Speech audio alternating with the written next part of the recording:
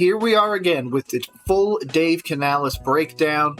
Mandatory team activities just started, and he is spilling the tea, so make sure you are ready. Full roll coverage special coming your way with your host, Nick.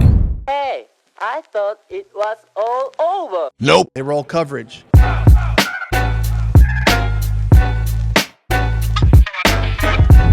It was a great day. It was a great day today. Just a lot of great energy. You know, really good to have the full team out there, see the guys working, and then just finished off, moved the ball a little bit, so we were able to kind of get some of the different areas of the field, middle of the field, some third down stuff, some red zone. So really just trying to test the guys on all the things we've been covering for the spring, this kind of being their final exams, if you will, you know. But I loved the finish. You know, it was high-spirited. Guys were talking to each other, you know, and it was good to just be able to do that. And, you know, I was having some flashbacks going against Ajero over there. And I'm just amazed, just some of the calls and the presence of mind he has in situations, some of the stuff that went out there. So loved it. It was a great day. You close that. Okay. Yet again, we get another, what seems like a little bit prepared, should I say? No, I think it's just him vibing. I think he's out there or should I say, unlike last year's regime, we actually have an entire coaching staff that was built from the ground to the top with the head coach in mind. He's bringing in his guys, all that other stuff, obviously outside of Ajiro. But I think he's going to have his hands full with all the injuries, which we're probably going to get to at some point because there was some interesting tidbits that came out after this little training camp day. So hopefully he's going to touch on that as well. But yeah, this is the Dave we're used to seeing. We're used to seeing this vibrant, excited guy. Like I said back in December when I said, man, if he ever comes to the Panthers, I will keep an open mind. And yet here I am finally with him in our grasp. So Dave, I'm super excited for what you're building. And again, I love the enthusiasm. Out on two flash plays, one by the offense, one by the defense, Yeah. to close out strong on both sides. How good is that, knowing that you've got playmakers on both sides, I guess? Yeah, it's great. And it's the message I'm trying to sell to the team is we make us. That's how it works. When we're all pursuing our best, we're not trying to kick the other guy's butt across from us. That's not the mentality. The mentality is, can I find my best today? That'll be good enough. And that'll be really challenging for the guy across from you, whether it's the matchups inside with, you know, Rob Hunt and Derek Brown, or whether it's a matchup outside. We had Deontay against J.C. Horn. I mean, that's a premier matchup in this league, you know. So those are the things that are exciting. And especially as we get tighter and tighter with our defensive calls, the offense has to execute at another level. And so it went back and forth a little bit today, and that was really cool to see. Yeah, just in case you guys haven't, I'm going to make sure I put it on screen right now. There was a report that Deontay Johnson caught a touchdown, and there's another report that Bryce got picked off by Josie Jewell. I am super excited about the interception, and I'm super excited about the touchdown. I know it might seem weird. I've been kind of the Panthers... And all I can hear is criticize. Subtle criticism, we'll say. Or not so subtle critic. There you go. Perfect. Good Lord, man, you're a critic. And I just don't know if we can be happy unless the defense is really meeting the moment. Because if this offense is really going to be like everyone thinks, it's going to be a top 10, top 15 offense this year, I need that defense to be up there too. Because all I'm seeing on the defensive side is injuries, which again, he's most likely going to get to at some point. But again, I'm super happy to see this. This is what I want. I want our defense going out there trying to get that ball because that's what I want to see in the game. And I want to see that offense going out there and really trying to do the best that they can. Especially with the recent news that Deontay Johnson saw the recent wide receiver payouts and is gunning for a big payday. This might be our only year with Deontay Johnson, so we really need to capitalize on that. This is the man to do it.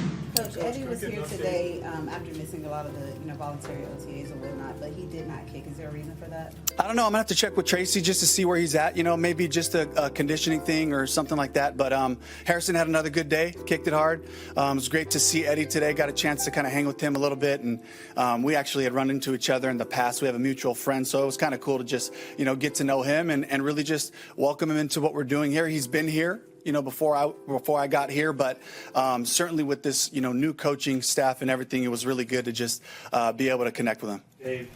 An undrafted kicker with the nickname Thicker Kicker is catching eyes in NFL OTAs. Meet Harrison Mevis, the 5'11", 243-pound kicker for the Carolina Panthers. Well, not just that. It kind of puts him in a weird spot because there's obviously new kicking rules and all that. So it's going to completely change the dynamic of the game. So I think it's advantageous for Thicker, the kicker, to really get the opportunity to go out there and show the coaches what he's got now. Could be the option that we end up trading our kicker. Kickers always go through a kind of weird thing, so maybe he's going to end up on another team and we go with the new guy. Time will tell. Time will tell. He missed the last 2 games of the season with a groin deal. Has his absence been in any way injury related? No, it has not. This is just it's a voluntary thing, and so this is him just going through his process for the spring. So just want to respect that with the guys as they have a plan for the season. DJ Johnson was carted off. Do you have any information about it? We don't. We're going to get a look at him this afternoon at some point. They'll get an MRI. They'll check everything out. So I think it was in a special teams drill. So just really hoping for the best with that. Wowza. Yeah, and that's the issue that we're running into. As Carolina Panthers fans, we can never have anything just perfect. The minute Christian McCaffrey decides to exceed the already amazing heights that he had already exceeded, he completely changes into an absolutely generational player if he wasn't already one in San Francisco, and now, of course, going to be gracing the Madden 25 cover. So there's a lot that goes into that part, but man, we just need to build something. And with this pass rush having so many injuries, the loss of Brian Burns, the fact that we haven't secured like a really number 1 corner back there yet. I know the big one is that we're going to go after Stephon Gilmore, which whenever that happens, there's going to be a meme and a half coming from me. That pass rush, man, if we can't generate pass rush, I don't really care what Derek Brown wants to do. He's not going to be able to do a whole lot because they will be able to focus on him if that pass rush is not able to get there. So I'm a little bit concerned about that. Again, also very concerned about the secondary.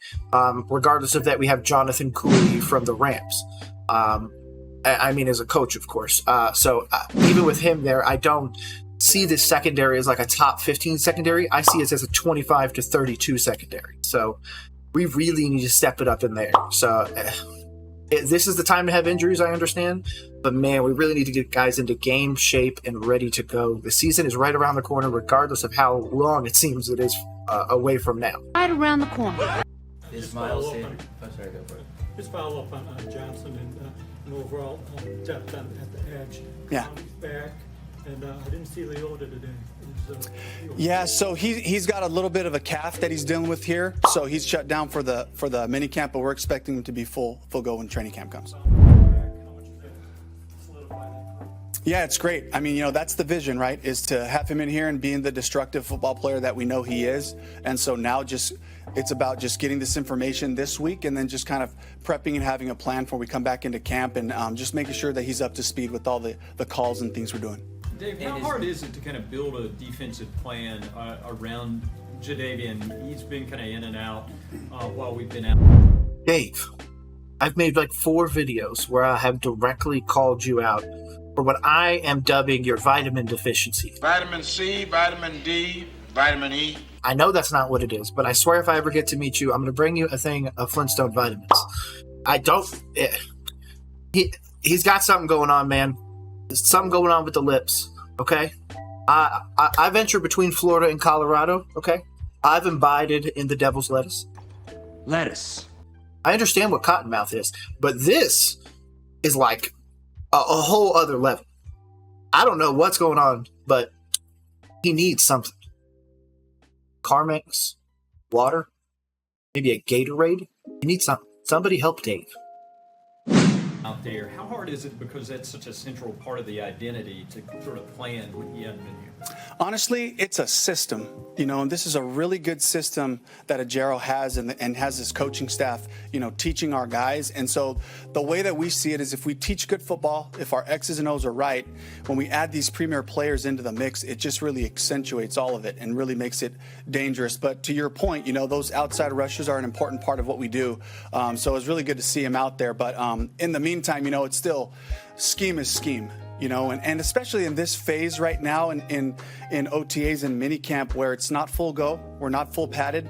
So a lot of the pass rushes, they start, but they can't finish at the quarterback, So it's I guess the emphasis is just on the execution of the calls and the scheme. In between him. We scheme. Is that something that Evero is changing? Because I don't remember him specifically talking about a scheme and then just being able to plug and play players last year. Maybe that part's escaping me, because again, I did his breakdowns as well right here on Roll Coverage. But is the offense also going to be the same thing? Is that why he's so confident in this 2.7 second mantra that he keeps talking about? I went 2.7 seconds on a fully because if that's the case, then Bryce is going to work great in a system. But if that's the case, then we need to accept what comes after that. And that's the criticism of people calling him a system quarterback, of people saying that he's a game manager. It's already previously been said, but that's going to come with it. So I really hope he keeps that word away from it and stops saying it for the offense, if he has. Again, I don't remember hearing it for the defense, but I've heard it once or twice said for the offense. So that's just something we got to kind of think about as fans and also as critics of the team. How much of a sense do you have for what they'll be able to do once it's time to do that? We'll have a plan for that. I'll be with, Coach Altoff, our performance director, and be able to kind of come up with a plan for some guys to just make sure that they're getting the right amount of work going into training camp. But we got to be smart about that, and so we got to bring DJ along at his pace, and we got to bring JD along as well. A lot of initials here, but so we just have to be really smart about that and make sure that the guys get enough work but not too much. And so I think there's a sweet spot that we just have to find for those guys. Real quick, hopefully it's just simple stuff like classroom time, videos and stuff like that, just to help them kind of get their timing right and all that other stuff. Or is this the situation where they just come up with like a dummy quarterback where they can just drill it every time? Like, that's an interesting thing. Like, maybe you do let them go full force at some point and just drill somebody that's not the actual quarterback. The energy level pick up when a guy like Clowney is back around. Honestly, the core group of these guys is just a really hard-working group. They love to come to work. They love to work out together. So I think that we're just asking Jadeveon to just to do his part, So as far as the energy and all that, I can envision JD on Sundays, during the week. The group of guys, the leadership that we have, it's a place where he's just going to be able to come in and focus on doing his job. So we're not really relying on him for that. That's an interesting one. We're not relying on him for leadership. That's just something. I want you to keep that nugget for later. Keep that nugget. That'll be something at some point. Not now, but someday.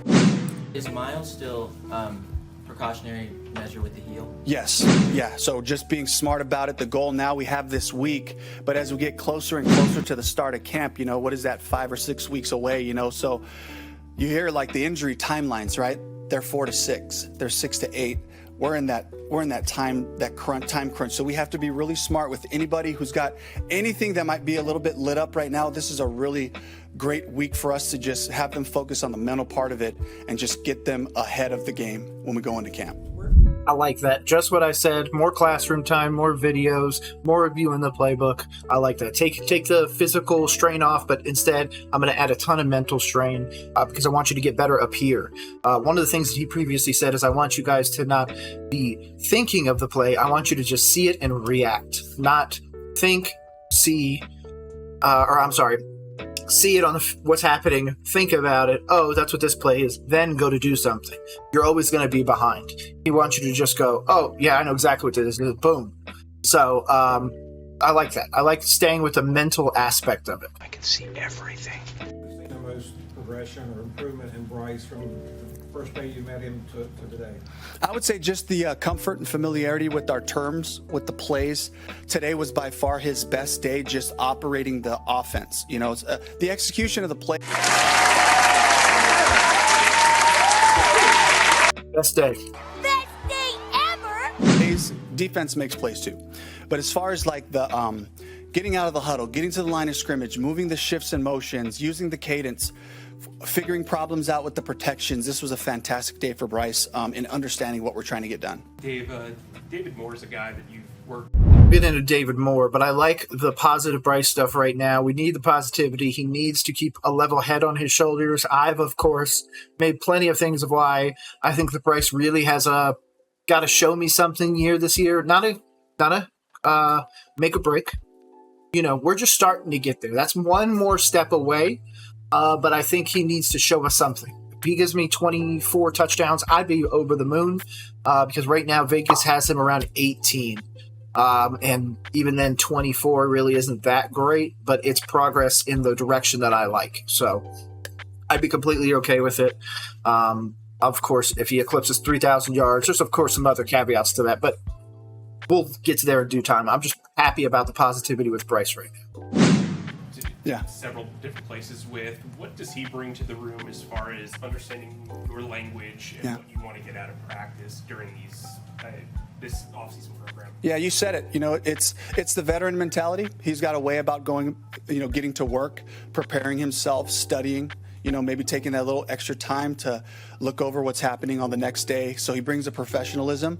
And then I think he also just brings a real hunger and humility for this. This is his 7th year in the NFL. And just understanding that there are challenges. He can put himself into the shoes of a young receiver. It took David really 2.5, 3 years to establish himself as a guy that we really counted on in Seattle. And so he's also just a great encouragement for some of those guys who are in that type of phase in that room that are trying. We know who those people are, but we're not going to say. Trying to figure out their role, the way that they do things. So he's just a great person, a great character guy to have in the room. He made some plays for you in Tampa last year late. I mean, yeah. Were you expecting him to be able to come in and contribute that quickly once you in the playoffs? I did. We had all the faith and confidence in David, and I think, that situation, we had Trey Palmer, a rookie out of Nebraska. We also had Rakim Jarrett, who's out of Maryland, and these are young guys who needed to get out there and play. And so David kind of, by default just ended up one guy removed, so he was on our practice squad for most of that time, but still came to work every day, was still communicating in the room, just the stuff that we were talking about, and really added value to our team there. He's doing the same thing here, and I'd imagine when David gets his opportunities, he'll take advantage of it. Okay. I still like, again, he's prefacing the mental aspect of like guys being actually prepared and ready. Guys he's probably talking about, Amir Smith-Marset, Jonathan Mingo, Terrace Marshall. That's really all I can think of because most of the other guys we were kind of bringing in, like a Jalen Coker, are rookies, so they're on a short leash regardless. But at the same time, obviously we're going to try out some other opportunities at wide receiver because that's really where we need to get head and shoulders better. I do think we don't finish the year with Adam Thielen, so I think that could be a part of it too. Adam had previously voiced his displeasure with the team because he thought he was coming to a immediate Super Bowl contending team with Bryce. So I think that's maybe a storyline we're not looking at right now that might eventually flesh out before the trade deadline. But if not, he'll probably end up our wide receiver 2 or 3. So again, we need to figure out the rules for those other guys. Everything he's saying so far, he's given me an A+. Besides the fact that he still has not drank water, gotten a piece of gum, or used any Carmex or Burt's Bees or whatever the hell you want to use. I can see you, Dave. Okay? I can see you. Jadeveon was in Seattle for such a short time, and obviously you're a different side of the football, but curious what you knew about him from his brief time there, and maybe if you've learned something new about him this offseason. For my time in Seattle, just a game changer. I think he had a pick 6 in Arizona. One of the biggest plays I remember. But when he was out there, he was causing problems. And then, he battled with some injuries that year. And I think, just for him to be able to put together a full season last year, really have the best year career-wise from a stat standpoint last year. Is really cool to see him just mature into this. Is like, this is the amount of work I need, and this is what I can do. I can be disruptive on Sundays, and so we're really counting on that part. Do you look for different things when you see a guy in the off season? Obviously, when you see a guy, because you just saw him, I guess by the regular season, by the time you joined the team. I'm just curious what you look for specifically in a guy, maybe in the off season program, to kind of project what they're going to be like during the regular. Talking about just in general. Yeah, just in general, just like how they work, how they practice, and things like that. Yeah, I think it's the focus, right? This is what this spring has been about. It's the focusing on the fundamentals, focusing on scheme. So just really looking for the guys when they show up off of a long weekend, they've had information at their disposal over the weekend that they can look over. So we just kind of really expect them to come in and for our installs to be reviews because they've looked over the material. And so that's what I've seen from this group, just a real professionalism in the way they come to work. Running back Sheridan, is he giving you, in first impressions, is he giving you the sense that he can be an NFL caliber running back? I don't know that. We'll see. He's going to get a lot of opportunities this preseason. What did you learn about your team the day you were at the Speedway last week? Oh, competitive. You know, we had a pit stop competition. That was fantastic. I was able to hop into one group. We didn't fare so well. But, you know, just seeing the guys who would, you know, step up, the ones who would take the drill, the gun, you know, and that's kind of like the pressure's on you to get these wheels on. So seeing that, and also just seeing a group that loves to have fun with each other. So Kevin Winston, our player engagement director, he did an amazing job. And then Mr. Hendrick just really rolled out the red carpet for us. They fed us there. Jeff Gordon spoke to the team for about 10 minutes talking about championship culture. And the guys were just hungry for that, you know, and I didn't have to say anything. I got up there. I'm like, Jeff passes me the mic and I'm like, I have nothing else to say, guys. Did you hear it from him? So it was just a really cool moment for us to be around that type of environment. Of course, it's a cool moment. Here's some clips from it. 3, 2, go! I like these team building exercises. I like that we have a player engagement, keeping them involved, keeping guys hungry, and at the same time also giving them the wisdom it takes to win. A lot of people think, oh, you can just go out there and win. No, it takes time. There was always the fable story about LeBron needing to learn how to win championships, and I think that's true. I think a lot of people need to actually develop the ability to get it done in the pressure situations. You, of course, got people like Tom Brady that are just built for it. Then you have some people that need a little bit more time to develop into their true selves. And this is what I hope is cultivating that. And again, hopefully all of this off the field translates into on the field.